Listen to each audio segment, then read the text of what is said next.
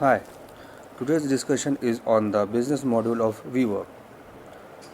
WeWork was founded in 2010 by Adam Newman and Michael McElvey. It gained popularity and quickly expanded to over 800 locations. WeWork's business model is to sign long-term leases with landlords which average about 15 years, dividing the space into smaller offices and subleasing to freelancers, startups, and companies for short-term monthly leases. WeWorks essentially put itself into long-term debt for short-term gain.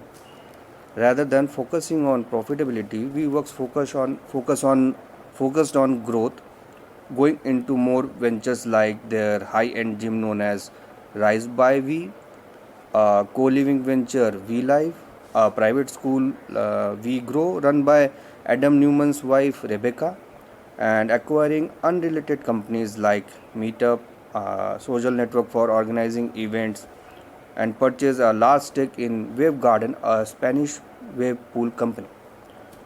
WeWork had high hope of its IPO, which were dashed when the company has to reveal its losses during the filing process.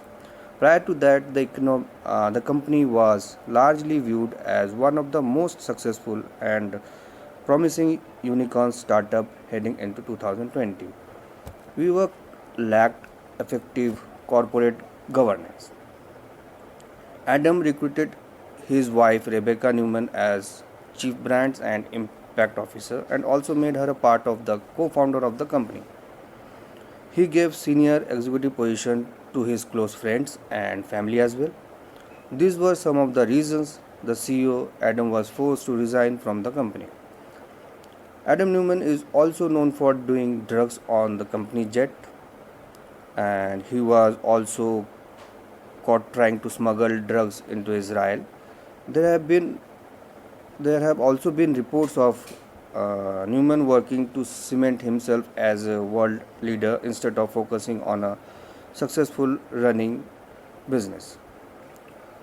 All this leads to a speculation and mistrust about WeWork's governance structure and direction, and likely played a role in its recent misfortune.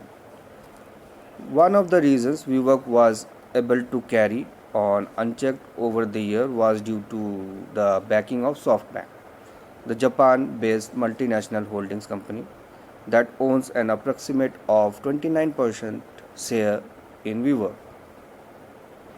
2019 was a rough year for the co-working space company WeWork.